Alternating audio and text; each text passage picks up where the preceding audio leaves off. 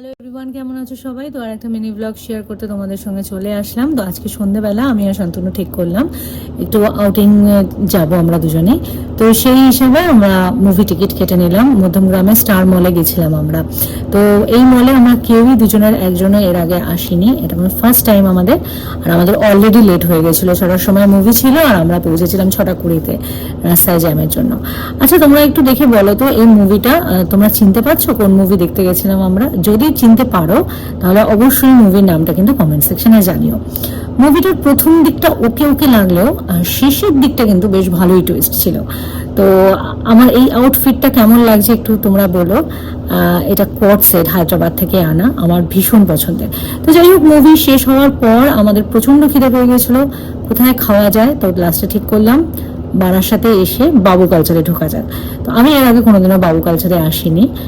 ভেতরের অ্যাম্বিয়েন্সটাও তোমাদের সঙ্গে শেয়ার করছি, বেশ ভালো ছিল অ্যাম্বিয়েন্সটা।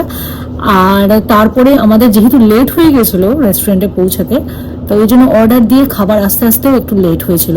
আমাদের অলরেডি প্রচণ্ড খিদে পেয়ে গেছিলো।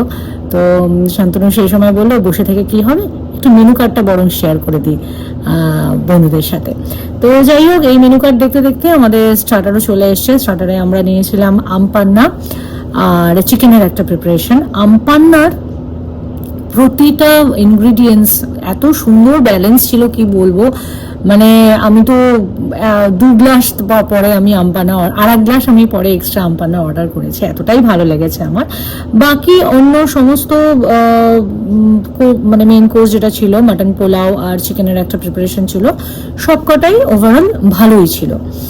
তো আমাদের অ্যাকচুয়ালি আমাদের খিদেও পেয়ে গেছিলো, সেটার জন্য আরও বেশি স্বাদ লাগতে পারে। যাই হোক, তো খাওয়া দাওয়ার পর আমরা ওখান থেকে বেরিয়ে আসি। অনেকটা রাত হয়ে গেছিলো, আজকে প্রায় 11টা মতো বেজে গেছিলো। তো এইভাবে আমাদের আজকের দিনটা আমরা কাটালাম।